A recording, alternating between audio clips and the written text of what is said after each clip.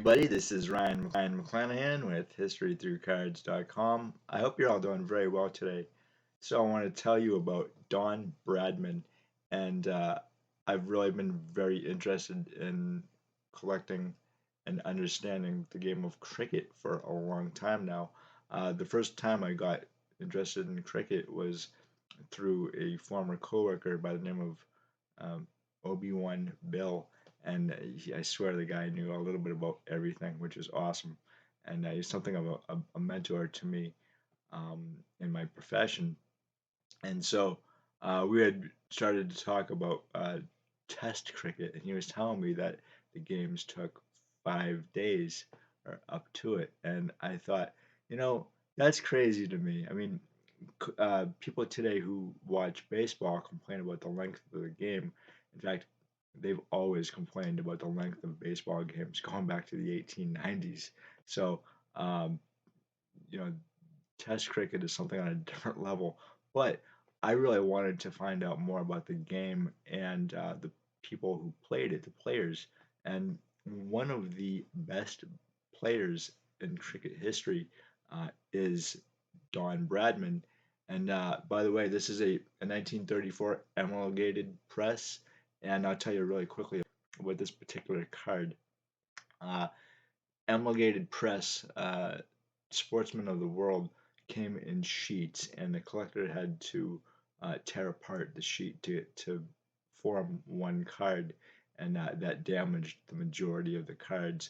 So that's why you're going to see an authentic uh, tag on most of these cards.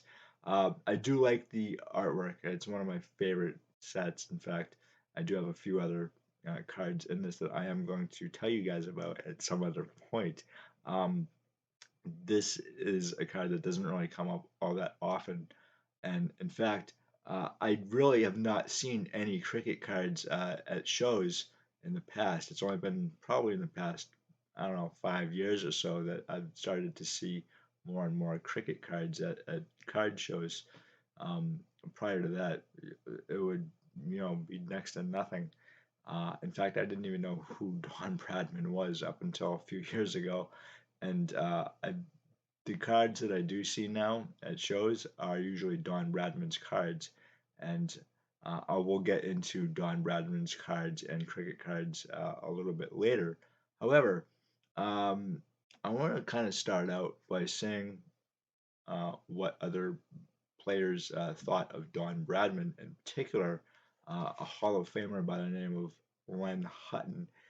He had a lot to say about Don Bradman, and this is actually a 1938 John Players Cricketers of 1938, and Len Hutton is in the Hall of Fame for good reason. He's considered probably the top 10 cricketers of all time. So let's see what he had to say. From as far back as I can remember, I loved cricket. From 11 or 12 years of age, those cricketers meant a great deal to me, particularly those of my native county of Yorkshire. Hobbs, Sutcliffe, Ponsford, and Don Bradman were my idols. The huge scores made by Ponsford and Bradman made an enormous impact on me, particularly Don's 452 not out against Queensland in the 1929-30 Australian season. Whatever Bill Ponsford did, Don would go one better. There was no stopping this young genius who had learned his cricket in Borel.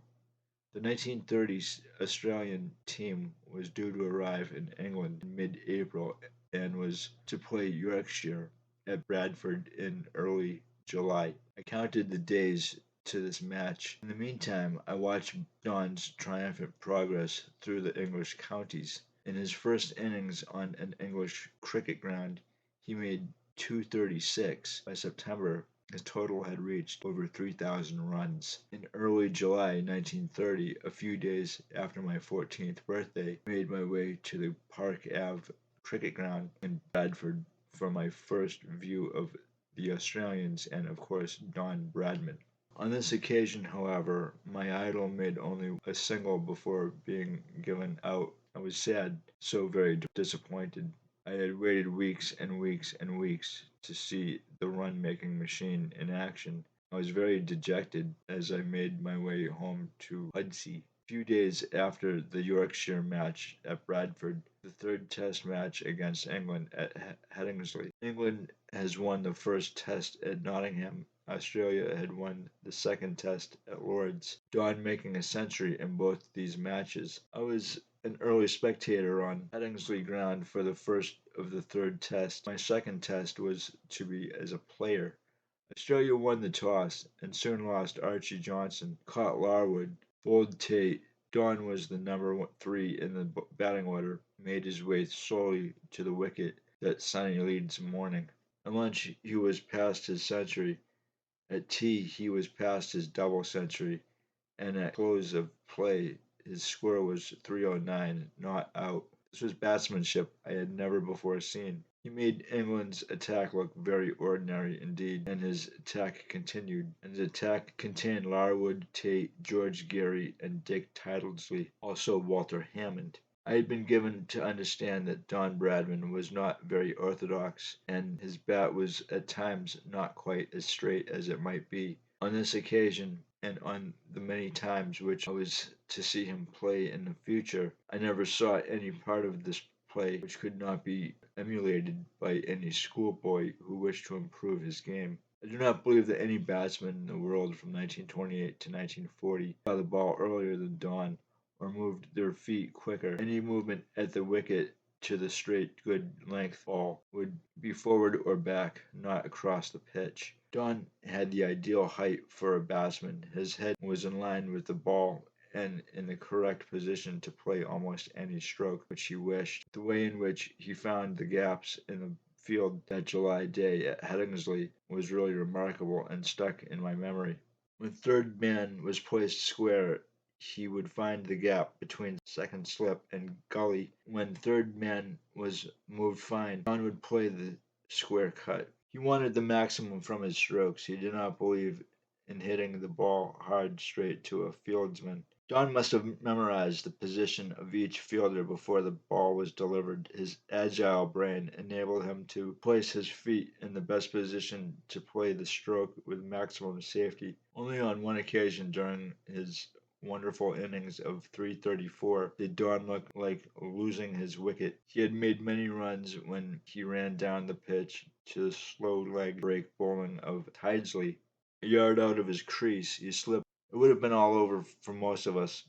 Just when Duckworth was preparing to collect the ball and whip off the bails, Don brought his bat from nowhere and cut the ball to third man. With hands on hips, Duckworth gazed with amazement at this run-making machine as Don ran a single. I returned home as quickly as possible to my village near Budgley, found a couple of bowlers, practiced until dusk, trying to emulate the master who had just played the greatest test innings ever seen in England. All of this happened just 19 days after my 14th birthday.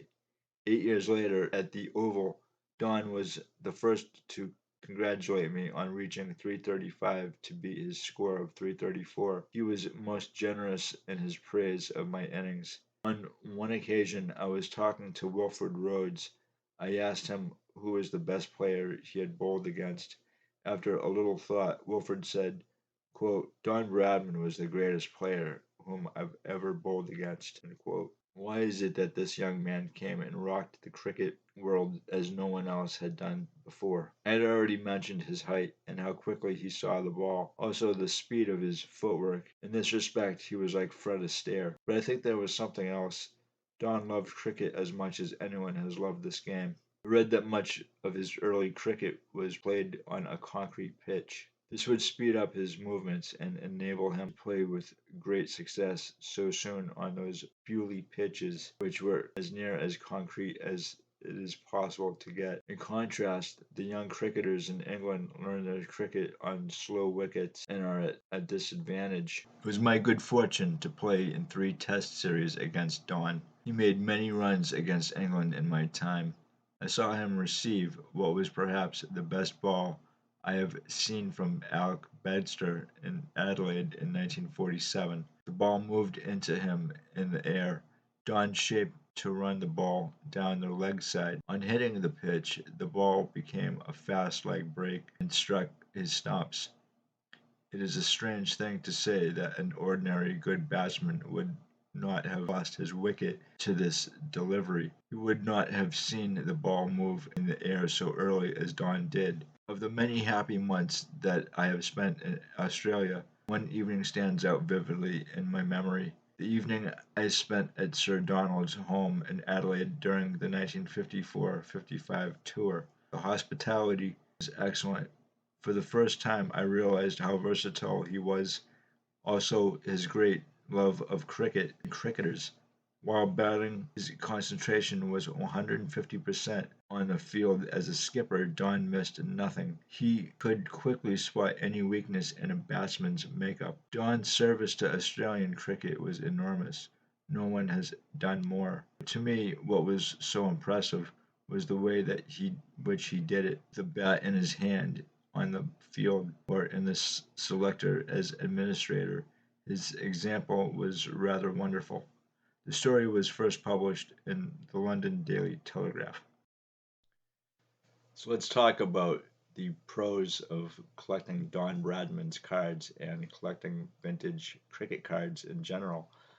First, Don Bradman has a Test career batting average of 99.94, and it is probably the highest batting average of any player in the sport. The person who comes in second is Adam Voges with 61.87, and that goes to show you what kind of a batter Don Bradman is. It's kind of like in baseball, if you would have a player who had a career batting average of 400, it just doesn't happen. Don Bradman was such a feared hitter that in one game he scored 974 runs, and the opposing team during one test wanted to really kind of limit that.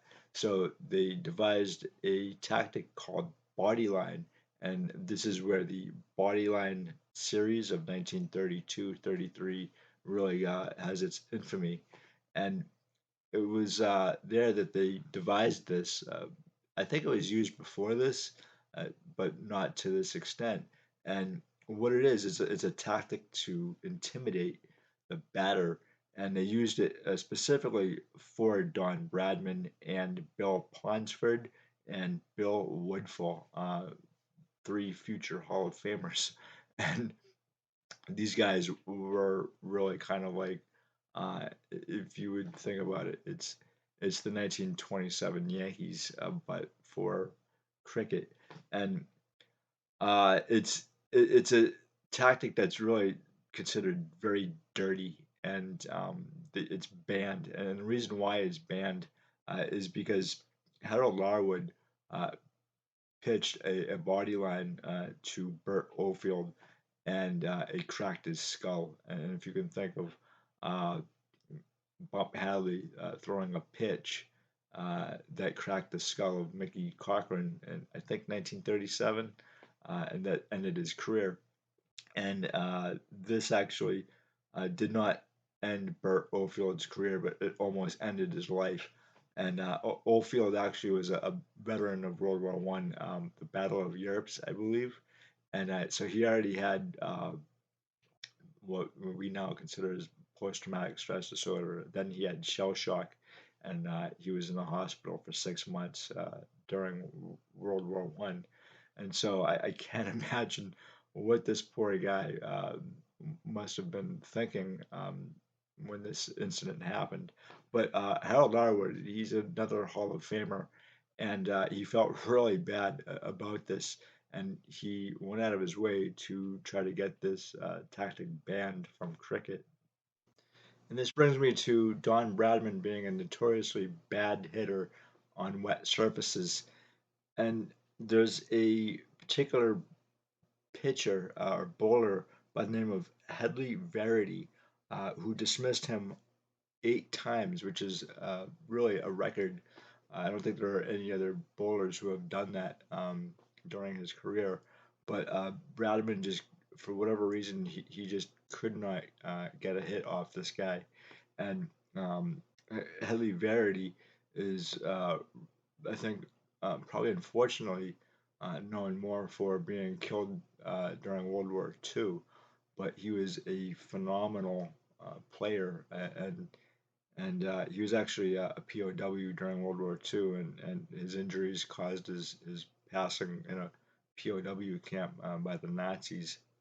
However, even Babe Ruth had his certain problems with pitchers during his career too, namely Ed Wells, who I think is on the 1934 Gaudy high numbers.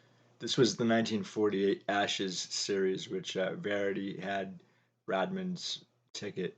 He owned them, and uh, Bradman was actually going into this series with a 101.39 batting average, and it was really kind of amazing that he did as well as he did, I guess.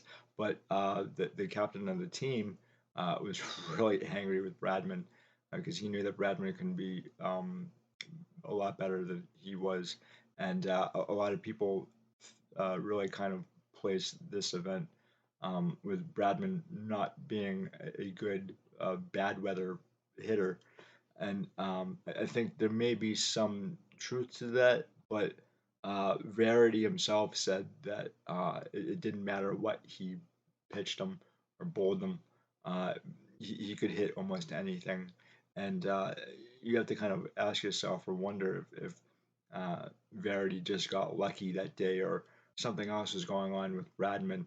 Uh, Bradman really, he was a thinking man's ball player. He thought about every pitch and everywhere on that field. He really studied the game, so this was kind of unusual for him. However, Bradman is really considered the number one Australian sportsman in the country. And he really matches up very well with Babe Ruth and Ty Cobb and Lou Gehrig and really any number one of your major sports stars uh, during the time in which he was playing. Uh, and the thing is that this doesn't really add up very well with collectability, unfortunately. There are a lot of Don Bradman cards to choose from because he did play for about 20 years or so. And I thought I would show you a few of those cards that you guys might want to check out. Uh, Personally, for me, I have found a few sets that are really kind of easier to find than others and cheaper. And the fun thing I think is that if baseball gets too expensive or football gets too expensive, I can't see football getting that expensive. I'm talking about vintage. I'm not talking about modern stuff. I'm just strictly vintage here. Um, there's so many. I don't want to get too much off on a tangent here about football, but uh, football is really, I think, more of a popular sport than baseball at this point, and especially going forward. And I think part of that is because the game of baseball itself takes so long, uh, and that people want an alternative. And the other thing too is that vintage baseball cards are so expensive these days that collectors are looking for alternatives as well. I know I'm looking always for an alternative, and the thing is, um, in my collecting pursuits, I try to find out what is rare and what is not collected, but I also look for Hall of Famers or ball players of great interest to me for other reasons and the artwork too. I'm not gonna lie, the artwork is really up there for me in collectability terms.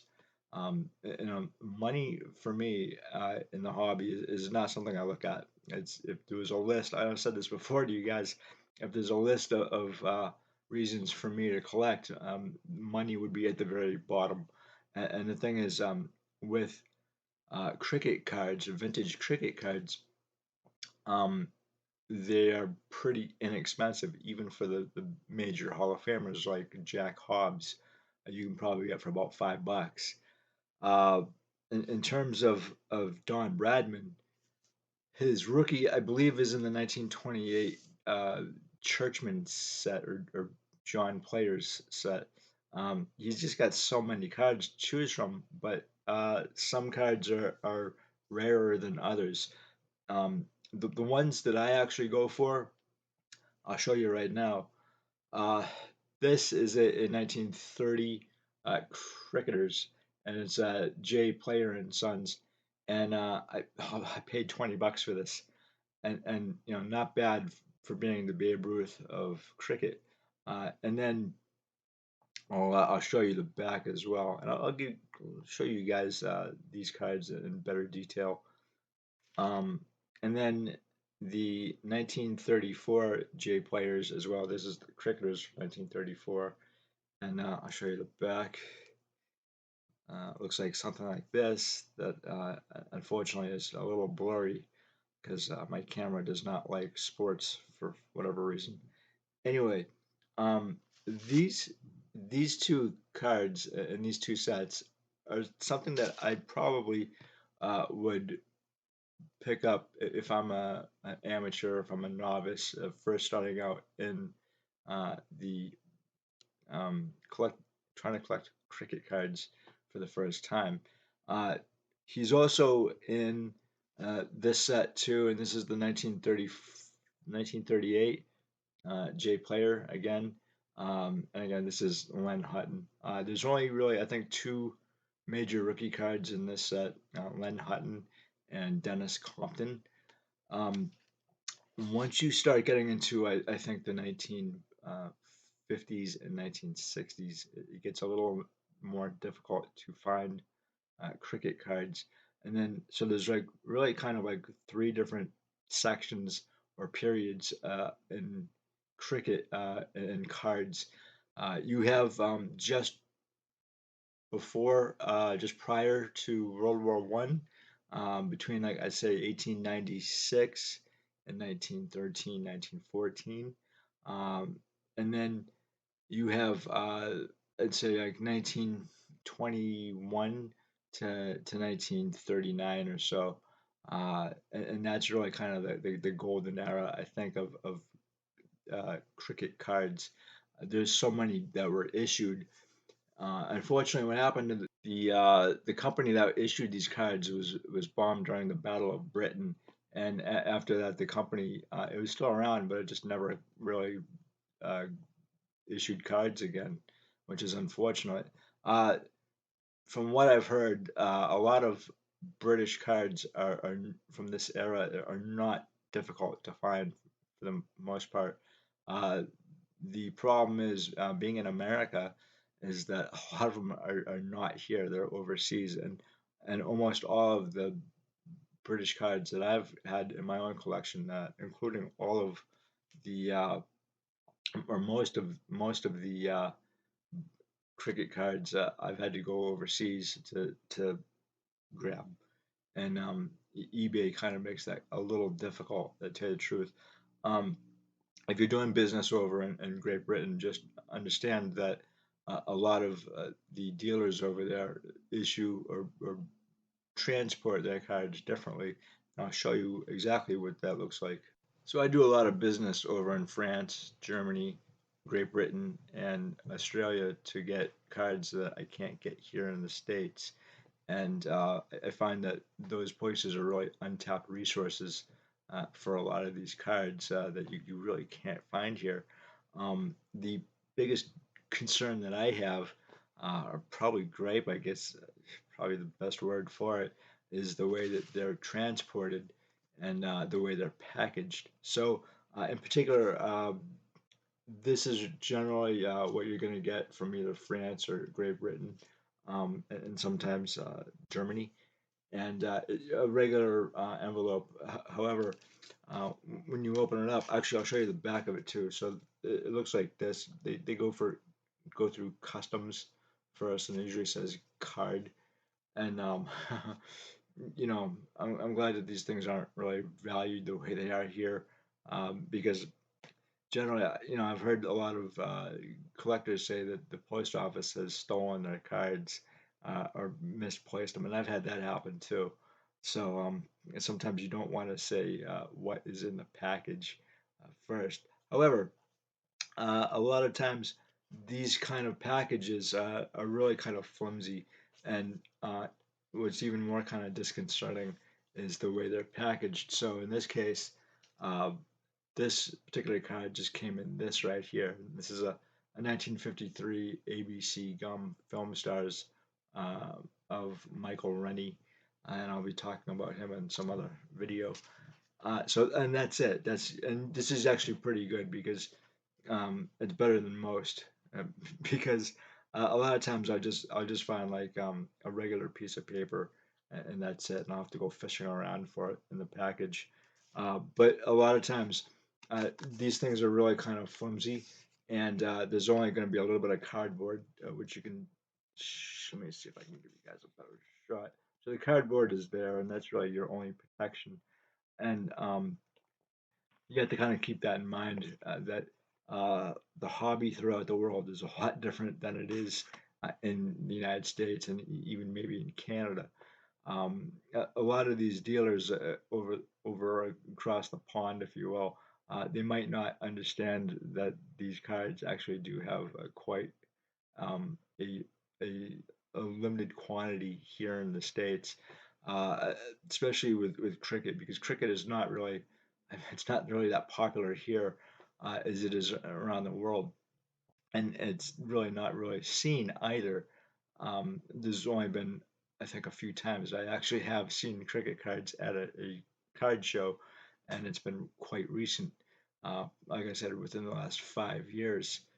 So a lot of the stuff is actually overseas, and like I said, it's an untapped resource for vintage collectors. I think at one point, I was picking up 1936 Odgins Jesse Owens for like $5 each, and now I think that card has exploded into about 1,200 plus dollars on a bad day. And that just goes to show the popularity of Jesse Owens. And the fact too is that a lot of players may be on uh, English cards or cards from Great Britain because again, like I say, Jesse Owens wasn't on anything here because again, I can't prove it, but maybe the color of his skin had something to do with it. you know, and there are a lot of players that you're not going to find here, and a lot of sports that are really not going to be found in the United States either, such as horse racing. I do love horse racing, and I love boxing, and a lot of the players in those sports, the horses and the jockeys and the boxers, there's a time expanse in which that you just aren't going to find this stuff here. It just wasn't produced. So your best bet is overseas, where they did produce a lot of the stuff. Boxer Panama Al Brown. Um, I think he's only known through cards from Great Britain, and so it's just it's history. It's the way it was. I'm not going to complain about it, but I'm just going to let you guys know that this may be your only chance to grab some Hall of Famers for your collection. Uh, and so right now these cards are pretty cheap, especially from the 1920s and 1930s in Great Britain. And again, the British really took a lot better care of their cards than us Yanks have, and it's a lot different hobby over there, and they viewed it a lot different too. Here we see it as something for kids to collect, but in Great Britain, it was really used as a teaching tool for the population, and that was really one of the reasons why they issued cards in the first place. And they produced millions upon millions of these things, so a lot of them are not rare, and that kind of gets me to the um, the financial aspects of Don Bradman's cards. So, for the most part, Don Bradman, again, you can grab his cards for about $20 and up. Uh, but again, a lot of his cards are going to be somewhere between, I think, maybe $60 to $300 or more. Uh, and then on occasion, you will have the graded Don Bradman card. And then his rookie is really, really expensive, uh, in the thousands of dollars. But today, guys, I really wanted to tell you a little bit more about Don Bradman. And I'm probably going to be talking more about cricket.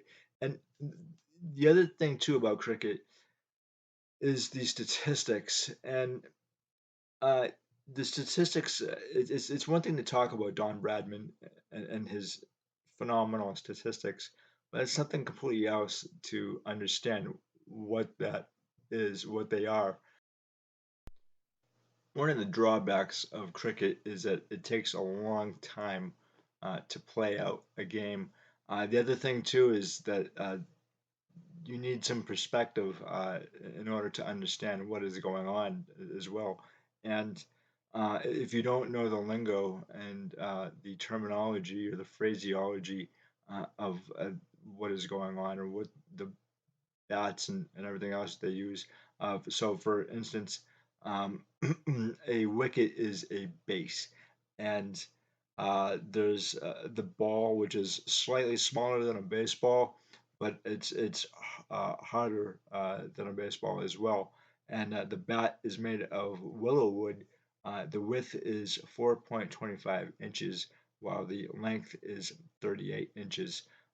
But cricket is also a sport that is statistic heavy, and if you don't understand the statistics, it really is difficult to compare ball players of the past to the present as well. And I'm still learning this, by the way. This is not easy for me to learn about. The fact that I actually want to do this is kind of shocking to me, but um, the I really wanted to learn the game and the players of its history and it's the sport that I think has a very rich history. Um, and so you really need to have a place where you do understand the terminology and what's going on in the field. And for me, I know baseball very well, backwards and forwards. But again, um, I've watched baseball most of my life, and I know how a run is produced. I know about an RBI, a home run, and a balk, what happens with a balk uh, pitch. And uh, you know, you if you don't have that information, if you don't know what that means in cricket, or you need a place first for that stuff to have any meaning whatsoever before you can really kind of dive into the sport. And for me, it's an ongoing process. That doesn't mean I'm going to stop collecting vintage cricket cards, though. I really enjoy it, and as other sports get more expensive, I'm going to go towards the cricket cards, the horse racing, the boxing, the tennis, the golf, and try to expand my knowledge in these sports and their histories and the players behind them. So, guys, with that, I really appreciate you watching this. It hasn't been easy for me as it is very difficult. Although I do really think that Don Bradman cards are pretty cheap and affordable now for the average collector. I never know in which direction any of the stuff is going to go into. Um, but cricket really deserves another look. So, guys, again, thank you so much for stopping by. I appreciate it very much. And give a like and subscribe. And until the next time, I will see you later. Bye.